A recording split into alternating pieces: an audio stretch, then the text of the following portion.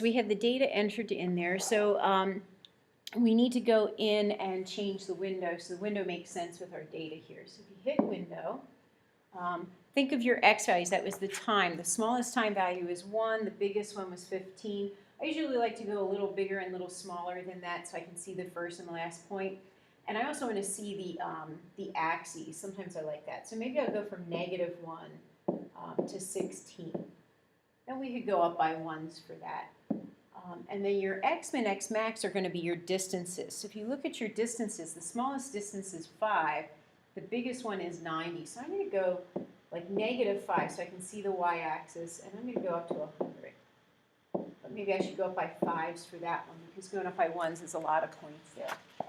You can always go back and change it if you don't like what you're seeing there. And then do one more thing. Hit y equals. Just make sure you don't have an equation in there. You notice you'll see the plot is highlighted. That means it's ready to do a scatter plot. So you can hit graph, and if you look at your graph will look something like that, depending on which mark you chose. So if we go in then, we can come up with the equation for the equation for the line that fits this the best. So I'm going to let you can go ahead and draw the scatter plot from what you see on here onto your notes. Right, you can create a scatter plot there to decide what you want to call your x-axis, which would be the time, to decide how you want to go up. Your y-axis is going to be your distance, measured in centimeters. This was measured in seconds. So your axes are labeled. Your graph should be labeled as well. All right, so something like that. You can create the scatter plot from what you just did in your calculator. All right, we're going to come up with the equation of the best fit line. So if we look at that scatter plot in your calculator, I want the line that touches most of these points here. It won't be exact necessarily, but where should I fit that line so it can touch as many points as I possibly can?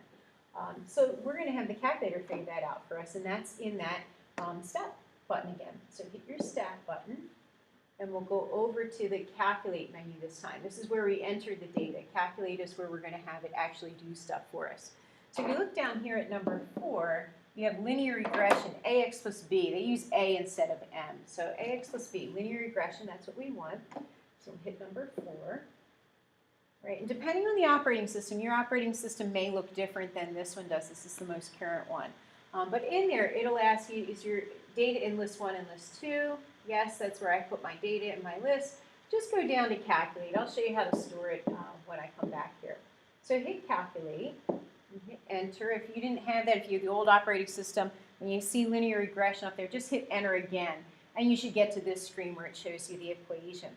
So the equation for my, my line is this it's y equals 5.35, we're going to do 3 decimal places, so 7x, and then it's plus that b value, which is -4.676 if we round to 3 decimal places.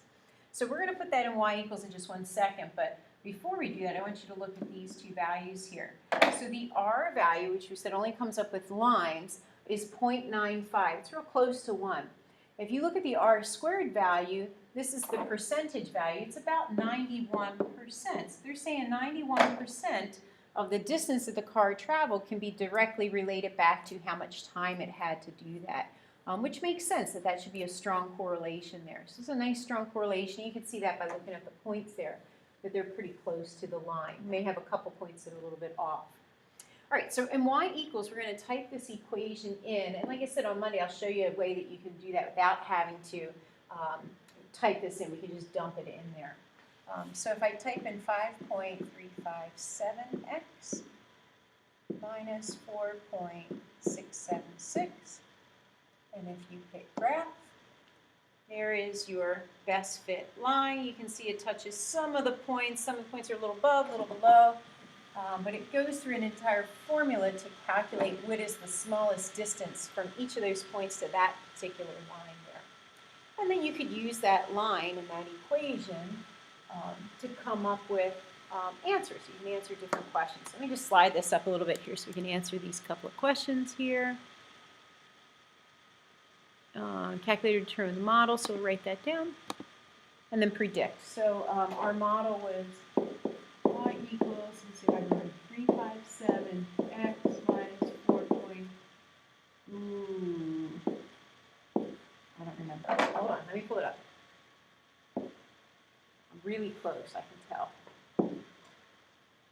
67635. 357 x 4 6. Okay. It's really close. There we go. All right, so that was the model. How long will it take for the time? So we're looking for time for the car to travel that distance. So my distance was my y value.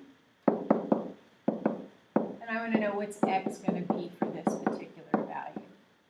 Well, you can solve this. You can bring that to the other side there and divide. I got 141.67, 65, something like that. So I got about 26.447 seconds, 26.5 if they tell us to round it to 1 decimal place, depending on the rounding there. But that's the idea. You can use that model to predict. So that's what you're going to see in the homework problems. Now, if you are finished with doing the homework problems, you want to go back in and turn this plot off. So when you go to your science class, you don't start cursing at me. So if you're done with doing scatter plots, you can do two things. You can go into second and y equals, where we turned it on, and just go in and turn it off. Right? And then it should be, you hit your y equals, you'll see plot 1 is not highlighted anymore. The other way that you can do that, I want you to see that this other way, so there it is, it's turned back on again. If you look at your y equal, you can see I turned the plot back on. The other way that you can turn that off is just from the graph, arrow up to plot 1 and hit enter, and then when you arrow back down, you'll see it's turned off. It's just a different way to turn that plot off. And now you can do all of your different graphing and things that you would do in your science class there as well. It won't be affected. If you get the error message, dimension mismatch, it's usually that your plots are turned on. Just go back in and turn those off. All right, so you have homework problems to do for 2.1. And then those problems we will check on Monday, and we'll continue on with quadratic models.